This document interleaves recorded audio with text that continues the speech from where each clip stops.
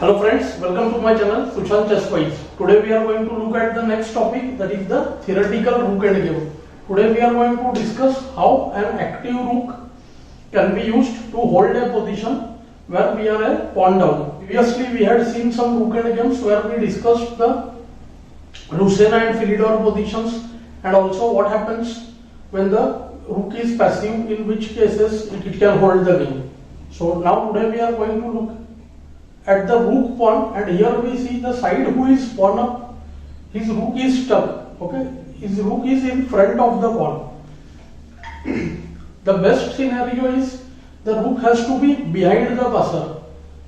If the position is reversed, our rook is passive and opponent's rook is behind, that would be a better situation for black. Then all the king has to do is attack that rook and win the game.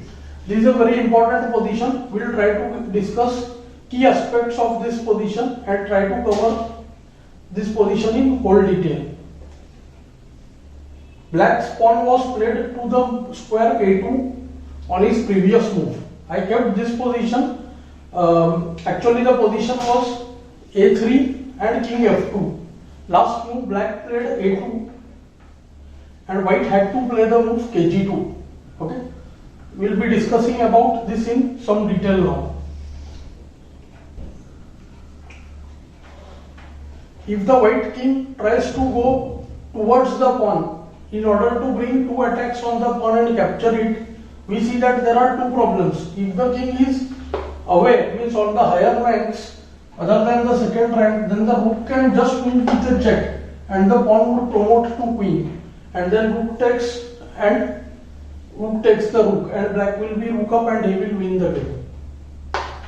Similarly, if the king is not on the g and h file, anywhere else on the second rank, and it's trying to approach the pawn, let's say king goes to e2, then also black wins by the move rook h1. And now what we see, if rook takes a2, then rook h2 check and the rook is lost in a skewer. So after a2, white played the move kg2, which is the only correct move here. Just giving checks doesn't help. The black king will come and attack the white rook and eventually the checks will exhaust. Black started with the plan king f6. The idea is simple. King has to support the pawn, then only the rook will be free. Rook cannot move now as a2 pawn would be taken. So it looks like black's position has very good winning chances. But what white can do here is either he can keep on doing kg2, kh2, which is usually a good thing to do, or else he can just use the a7 and a8 squares, keep his rook behind the passer, and as far as possible we should try to keep the rook. We will see why.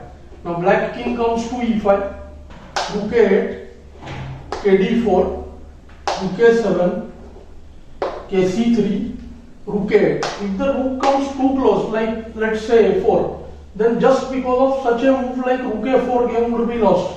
King attacks the rook, protects his own pawn on a2, and if the rook moves back, then the black rook just moves.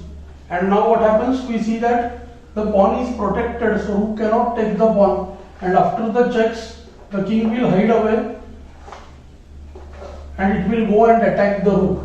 See, after rook d8 check, ke4, rook e8, kd5, the king will move zigzag and attack the rook. When the rook comes back behind the passer, then a1 queens, rook takes, and rook takes the rook, and black will win the game.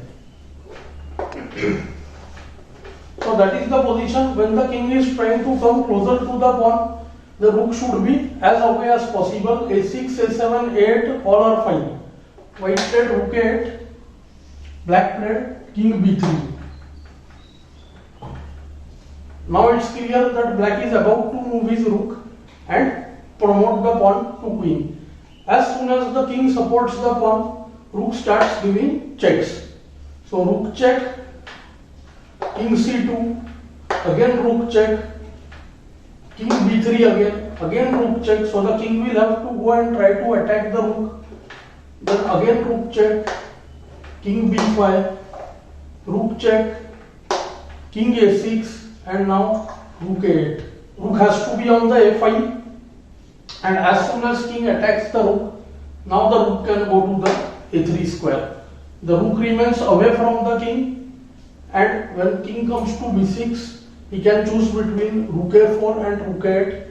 Both are fine. Rook a4, kb5, rook a8. White always had the moves kg2, kh2 also, but we are able to waste the moves with the rook. Again same, after kb4, rook a8, kb3, rook b7 check. And if the king goes away again to attack the rook from e or d files, whenever king is like this, we should note that if such a situation is there, now rook check would be blunder because of kb7. This can make the situation worse.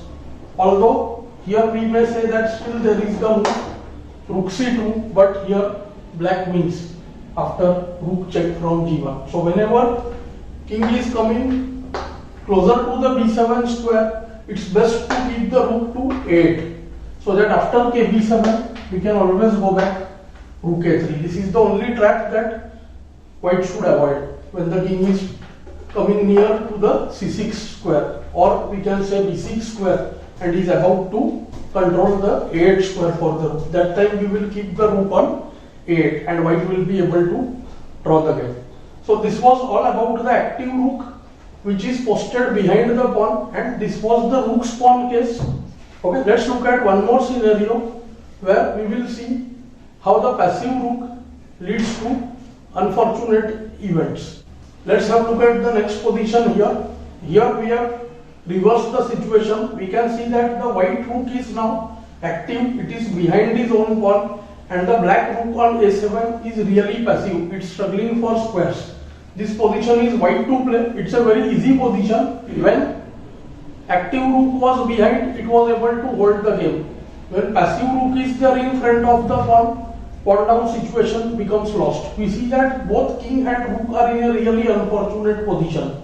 Here white has various ways to win the game. One of the rook c1. When we see that after kb8, kb6 looks like a winning position for white. But unfortunately what happens? This is a very interesting theoretical position. The rook is not getting chance to become active, right? But here black uses the tactical move rook b7 check, and unfortunately the position which would have been very easily won has now been misplaced. Why? Because if pawn takes the rook, it is becoming stalemate. Such stalemate tactics are often possible. See, even if there is an passive rook. Okay. So now king has to go to f5, and we will see that this rook will be able to cut off the white king, and the king will be placed in front of the pawn. So black basically got to reverse the situation. The rook was earlier passive, standing in front of the pawn. The better way is king should stand in front of the pawn and rook should be used for giving checks. So black would change the situation. In the game, white played the rook to h1, simply taking the rook far away, and now the threat is to give check and force the king on a passive square. Let's see what is the idea. If king moves to d7, then simply rook h7 check and the rook on a7 is lost. Here black is struggling with moves. He tries to use the same idea. King b8, kb6, then rb7 check. White uses another tactic, rook h8 check, forcing kc7. And now we will see that how the badly placed rook leads to loss. White just plays rook g8, waits in the position, creates a zugzwang. Now rook b7 just allows a b7, there is no stalemate. Rook a8, then the rook would be taken, and the king has only one place, kd7.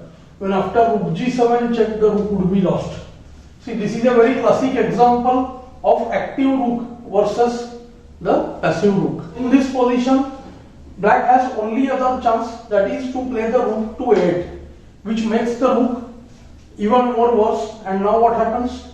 There comes rook h7 check, after which we see that the king has to go away from the rook. If the king goes to d8, then rook check and the rook is taken.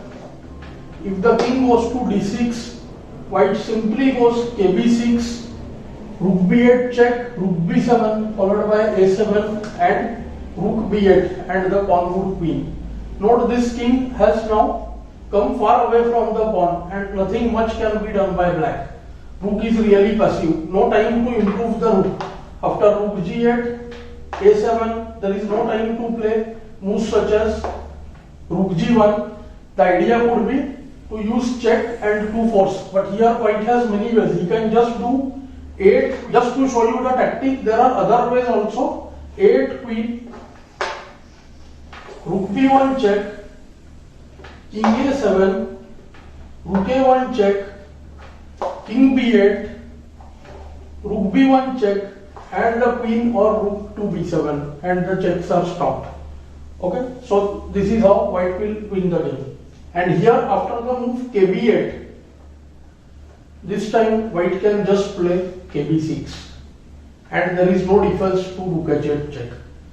So there are no more stalemate tactics available. Rook into a6 just allows king a6, and white wins the game.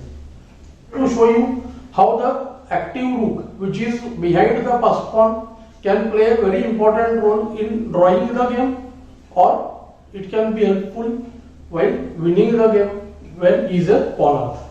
So I hope you are enjoying these lessons.